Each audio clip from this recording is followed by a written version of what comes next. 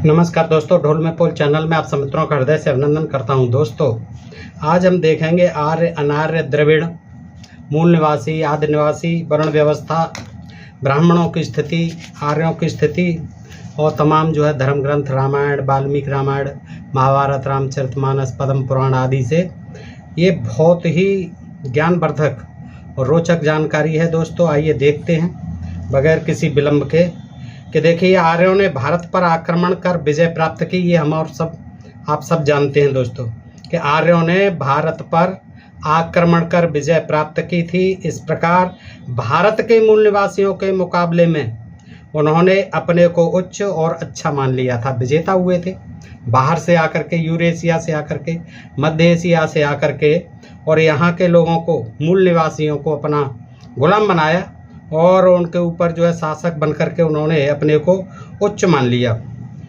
विजेता मान लिया, अच्छा मान लिया। आर्य शब्द का अर्थ अच्छा और भला भी है। आर्यों को अपनी सकल सूरत का भी बड़ा गुमान था, क्योंकि वे मूल भारतीयों की अपेक्षा गोरे रंग और तीखे नाक नक्श वाले थे। साथ ही उन्हें अपनी सभ्यता पर भी गर्व था। हालांकि मूल भारतीयों की नागरिक सभ्यता आर्यों की सभ्यता की तुलना में कहीं अधिक बढ़ी चढ़ी और उन्नत थी। यह तथ्य अब सिंधु घाटी सभ्यता के मोहनजोदड़ो और हड़प्पा में प्राप्त अवशेषों से पूर्णतया स्थापित हो चुका है। दोस्तों, आप समझ रहे होंगे कि आर्य जैसे आए तो वो अपने को विजेता तो थे ही, उन्होंने अपने को अच्छा कहा। आर्य का मतलब श्रेष्ठ, अच्छा, भला ये भी होता है। तो इस तरह से उनको अपनी रंग रूप पर, क्योंकि वो गोरे थे रंग रूप से और तीखे नाक नक्श वाले थे और गोरे थे यहाँ के लोगों की अपेक्षा, तो वो अपने को श्रेष्ठ मानते थे और उन्हें अपनी सभ्यता पर गर्व था। लेकिन मूल भारतीयों की जो उस समय द्रविड़ थे, अनार्य थे, जो सिंधु घाटी की सभ्यता में, मोहनजोदड़ो और हड़प्पा में उनके जो प्राप्त अवशेष हैं, उनसे ज्ञात होता है कि उनकी जो सभ्यता थी उनसे कई गुना बढ़ी चढ़ी थी। आर्यों को भारत में आए 3000 वर्ष से कुछ ही ऊपर का समय बीता है, जबकि सिंधु घाटी सभ्यता के अवशेष लगभग 4500 साल पुराने हैं। आर्य सभ्यता का प्राचीनतम ग्रंथ ऋग्वेद भी ईसा पूर्व 1200 में रचा गया माना जाता है। दोस्तों, ये जानकारी हमें विभिन्न ग्रंथों से, ऐतिहासिक ग्रंथों से, धार्मिक ग्रंथों से संकलित करके बता रहा हूँ। जबकि सिंधु सभ्यता कम से कम 2500 ईसा पूर्व की तो प्रमाणित हो ही चुकी है। इस बात में भी अब कोई संदेह नहीं रहा कि भारत के मूल निवासी, जिनमें द्रविड़ मुख्य थे, आर्यों की अपेक्षा कहीं अधिक सभ्य, सुशिक्षित और उन्नत थे। भाषा, कला, स्थापत्य, नगर संयोजना और अन्य क्षेत्रों में भी उनका ज्ञान अधिक विकसित था। विदेशी आक्रमणकारियों ने द्रविड़ों को हराकर दक्षिण में खदेड़ दिया और उत्तर भारत में अपना राज्य स्थापित करके अपने को उच्च और विकसित घोषित कर दिया। उन्होंने मूल निवासियों के नगरों को ध्वंस कर डाला, जैसा कि वेदों में मिलता है। सम्रासुर, वृत्रासुर आदि के तमाम जो पुर थे, किले थे, उनको नष्ट भ्रष्ट कर दिया और इनको मरवा दिया इंद्र से। अपने को उच्च और विकसित घोषित कर दिया। उन्होंने मूल निवासी उनके नगरों को ध्वंस कर डाला। उन्हें असभ्य, काले, नीच, दानव, दैत्य, राक्षस तक कहना शुरू कर दिया। ये जानकारी मैं दोस्तों एक पहले वीडियो में भी इससे पूर्व दे चुका हूँ और इसी तरह की है वो, और इससे अच्छी जानकारी है, आप देखें इनके बारे में। यही कारण था कि मूल निवासियों ने भी आर्यों को कभी अच्छी दृष्टि से नहीं देखा। लेकिन जब भी दो संस्कृतियां लंबी अवधि तक एक दूसरे के संपर्क में रहती हैं तो प्रभाव ग्रहण करने की स्वाभाविक प्रक्रिया भी शुरू हो जाती है। अंग्रेजों को हम शुरू से नफरत की निगाह से देखते रहे हैं, मगर इसके बावजूद हम उनकी संस्कृति और सभ्यता से किस कदर प्रभावित हुए हैं, इसे बताने की जरूरत नहीं। इसी तरह मूल भारतीयों के रहन सहन और व्यवहार के ढंग धीरे धीरे आर्यों का प्रभाव ग्रहण करने लगे और आर्य लोग भारतीय तौर तरीके अपनाने लगे। संस्कृति का आदान प्रदान हुआ आर्यों में और यहाँ के मूल निवासियों में। उदाहरणार्थ, त्याग और ब्रह्मचर्य आदि चीजों से आर्यों का कोई संबंध नहीं था, मगर भारतवासियों में त्याग और ब्रह्मचर्य को महत्वपूर्ण माना जाता था। इसी प्रकार आर्य लोग केवल यज्ञशालाओं में ही आपस में मिल बैठते थे। जबकि भारतीयों के मिलन स्थल नदियों के किनारे हुआ करते थे। धीरे धीरे यज्ञ और तीर्थ दोनों मिल गए। वर्ण व्यवस्था का इतिहास भी वैसा नहीं है जैसा कि साधारणतः समझा जाता है। अस्पृश्यता भी कब शुरू हुई यह ठीक तो नहीं कहा जा सकता, मगर इतना निश्चित है कि पहले सिर्फ आर्थिक आधार पर समाज का विभाजन किया गया था।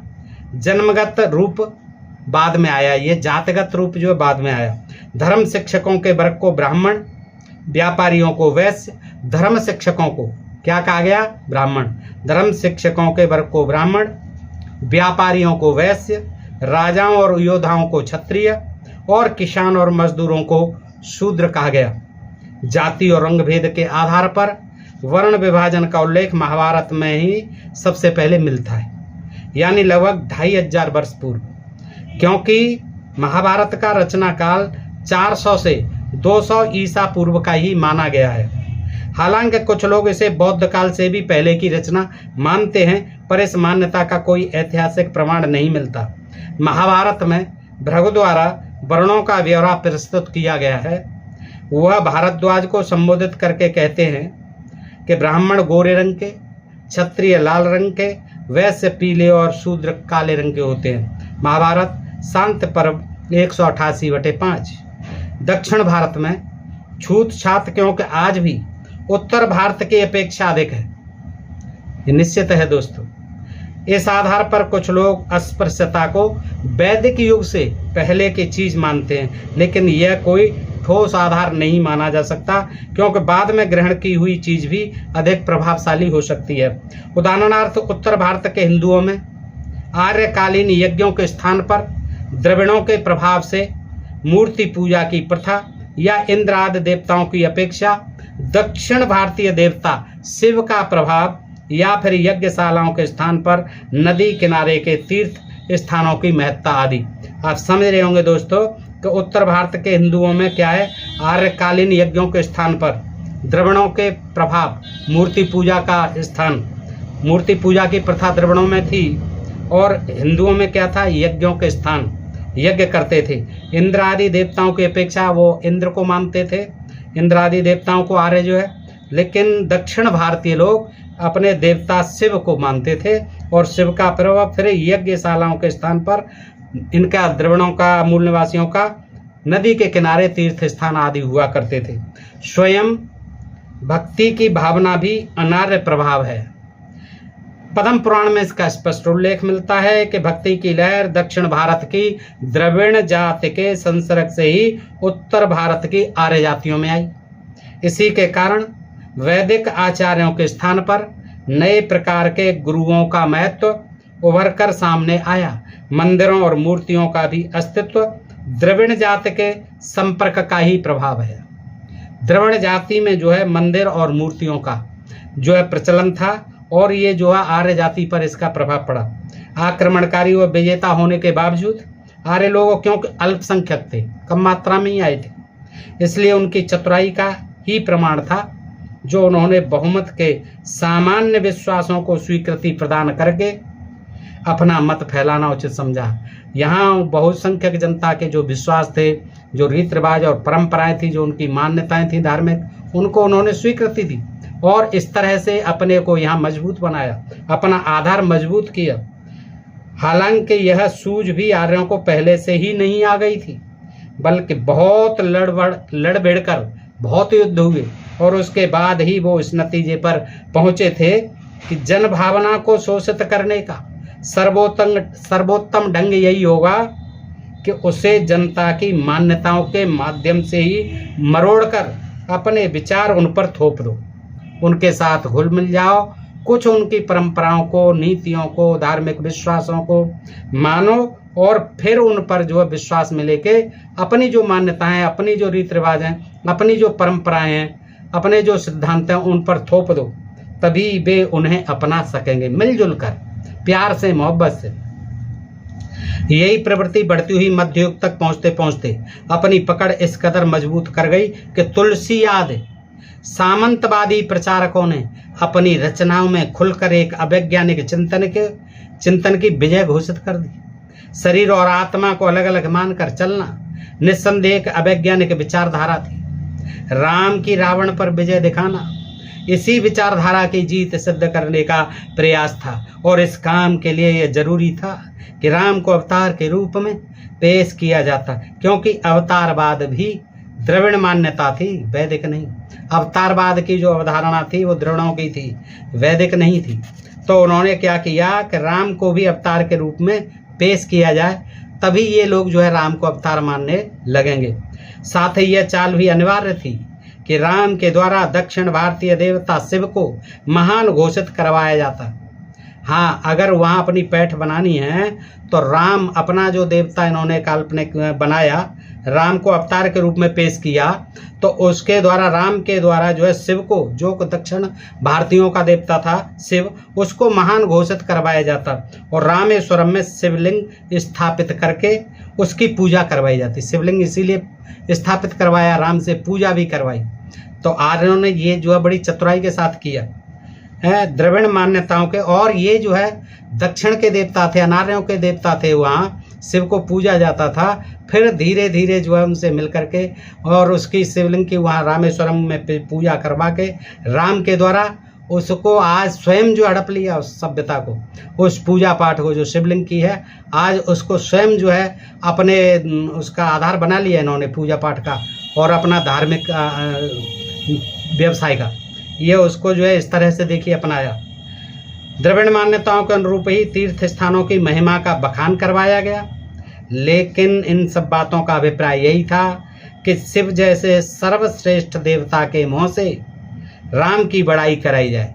फिर राम की भी बड़ाई कराई है तुलसीदास ने रामचरितमानस में, राम के द्वारा जो है वो शिव जी के द्वारा कराई है, फिर राम के द्वारा भी कराई गई है मुँह से राम की बड़ाई कराई जाए, ताकि अनार्य लोग उसके बड़प्पन को स्वीकार कर लें, राम के बड़प्पन को स्वीकार कर लें। क्योंकि जब शिव जी उन्हें अपना देवता मानेंगे, शिव जी ने भी पूजा याचना की है राम की, ये हुआ है, तो वो इसीलिए स्वीकार कर लें अनार्य जो है, द्रविड़ जो है। शिव द्वारा राम की पूजा और भक्त के पीछे भी यही मंतव्य स्पष्ट है। राम द्वारा शिव धनुष तोड़वाया जाना भी राम को शिव से अधिक शक्तिशाली सिद्ध कराना है, क्योंकि शिव का धनुष था।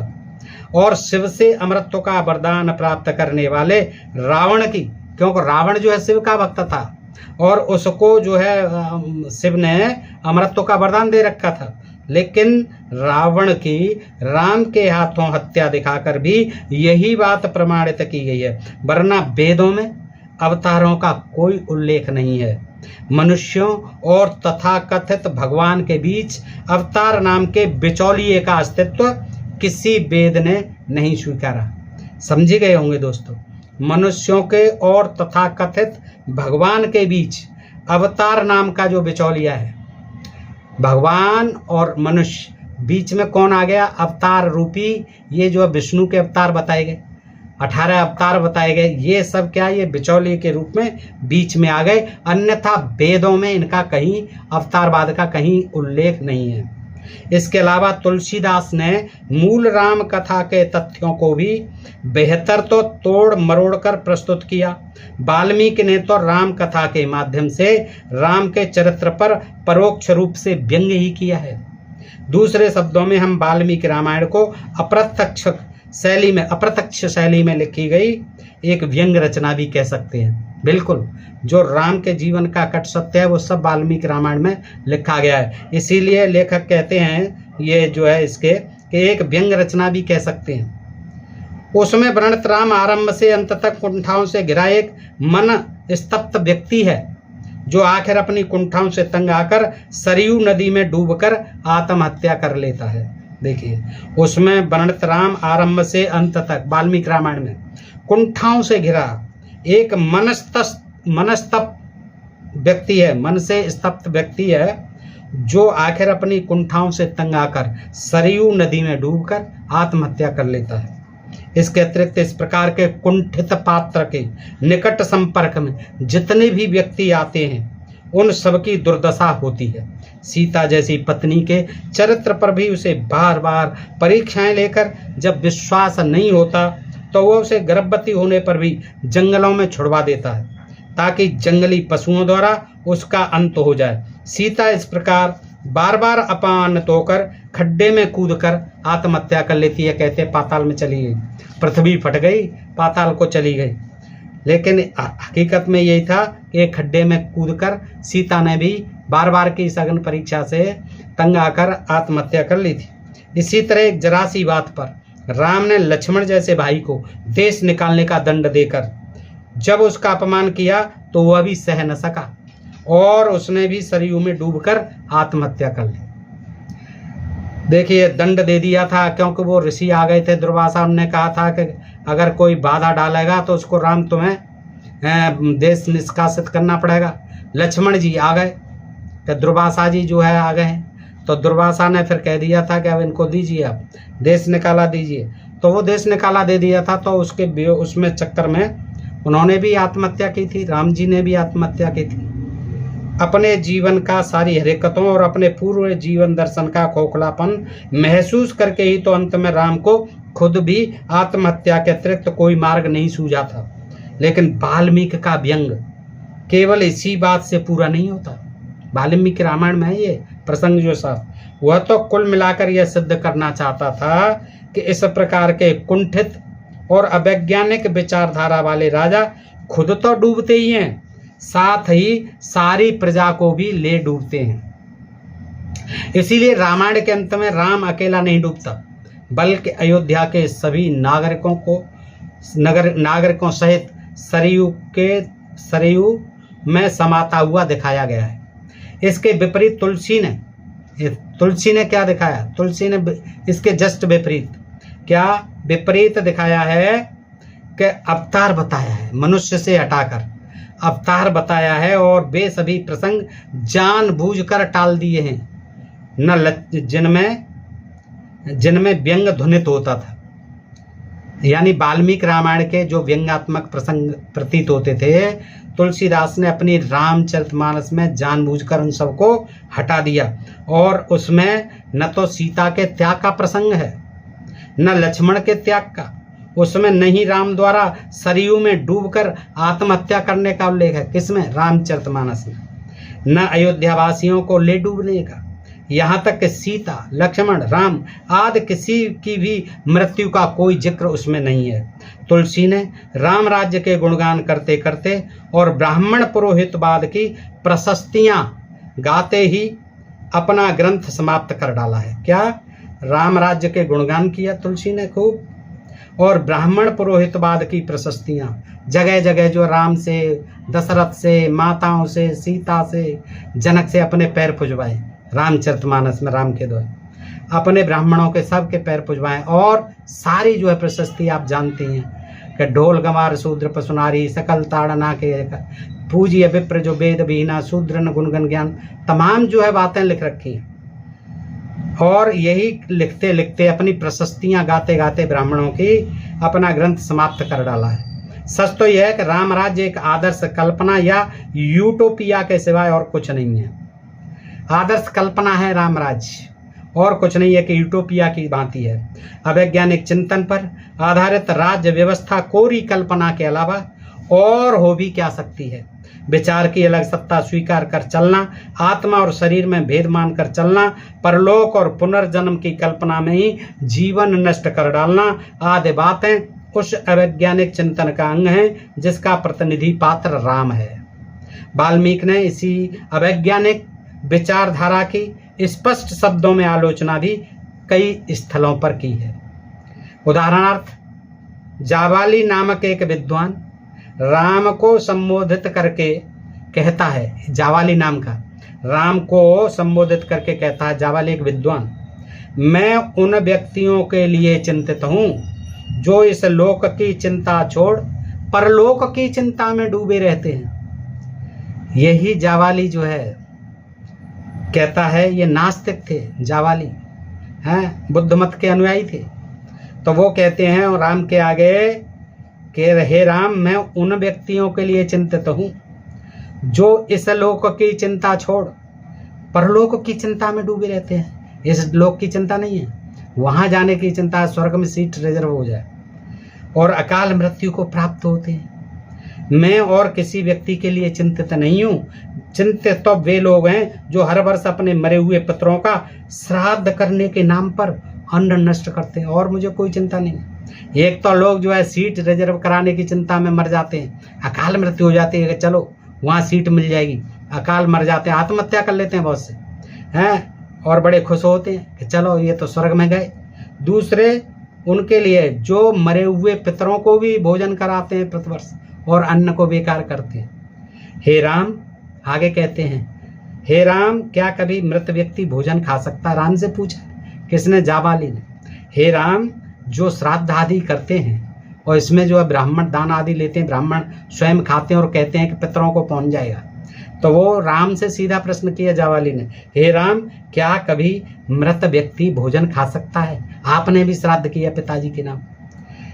तो फिर यात्रा पर जाते समय लोग अपने साथ अन्न बांध कर क्यों ले जाते हैं? टोसा कहते थे, टोसा ले जाते थे जब भी जाते थे बाहर। क्यों ले जाते हैं? ब्राह्मण को जिमा दो, पहुंच जाएगा उनके पेट में, जहाँ भी पहुंचे, बम्बई, मद्रास, कलकत्ता, दिल्ली आदि पहुंच जाएगा, यहाँ खिला दो। क्यों अपना जो है सामान बांध के ले जाते हैं? ठीक है, क्यों नहीं उनके संबंधी लोग घर पर बैठे हुए किसी ब्राह्मण को भोजन करा दें और यात्रा पर निकले हुए व्यक्ति का पेट भर जाए। हे राम, ये सारे के सारे धर्म और आदेश उन चतुर व्यक्तियों द्वारा दिए गए हैं जो भोले वाले लोगों को पथ भ्रष्ट करने में सिद्धहस्त थे, यानी शातिर लोग, चतुर लोग। हे राम, जाबाली कहते हैं, हे राम, ये सारे के सारे धर्म और ये कर्मकांड, ये आदेश उन चतुर व्यक्तियों द्वारा दिए गए हैं जो भोले भाले लोगों को पथभ्रष्ट करने में सिद्धहस्त थे, ठगने में सिद्धहस्त थे, और आज भी सिद्धहस्त हैं।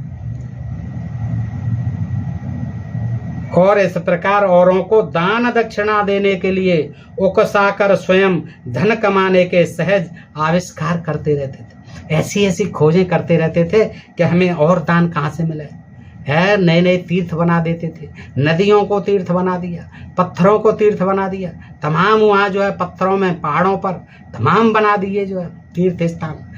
यही दिमाग लगाते रहते थे। हाँ, वो ही जाबाली कह रहा है। क्या कह रहा है कि औरों को दक्षिणा देने के लिए उकसाकर स्वयं धन कमाने के सहज आविष्कार करते रहते थे। उनका तो सिद्धांत यही था, यही आविष्कार थे उनके। विज्ञान से कोई लेना देना नहीं, विज्ञान को वो जानते नहीं थे और आज भी नहीं जानते हैं, आज भी नहीं मानते। आज भी वो गोबर और गाय मूत्र उसी को जो है अपना वैज्ञानिक आविष्कार मानते हैं। इसे खाओ और इसे पियो, सारी बीमारियां सही, स्वस्थ हो जाओगे, पवित्र हो जाओगे, ये महापवित्र है। आज भी यही हाल इन शास्त्र लोगों का, चतुर लोगों का है। उनका तो सिद्धांत यही था कि दूसरों से कहें यज्ञ करो, बलिदान करो, बलि दो, दान करो, स्वयं को भूखे रखो, उपवास रखो आप, और उपवास व्रत करो, यानी हमें दो। यही उनका मंतव्य रहता था। हे राम, आप बुद्धि से काम लें। इस जीवन के अतिरिक्त अन्य कोई जीवन मिलने वाला नहीं, यह निश्चित मान है। हाँ, यही जीवन है, फिर आगे और कोई जीवन मिलने वाला नहीं है। ये जाबाली ने जो है ज्ञान दिया राम जी को। वाल्मीकि रामायण अयोध्या कांड 108। तो दोस्तों, ये प्रसंग हम यहीं तक रखते हैं। आगे फिर बड़ी बड़ी रोचक जानकारियां हम आपके सामने लाते रहेंगे। बताइए, ये प्रसंग अगर आपको अच्छा लगा हो तो अपने मित्रों में अधिकाधिक शेयर करके उन्हें भी बताया करें। दोस्तों, अपने प्रिय चैनल ढोल में पोल को सब्सक्राइब करते रहें। आप सबको हृदय से आभार, नमस्कार, जय हिंद, जय भारत। दोस्तों।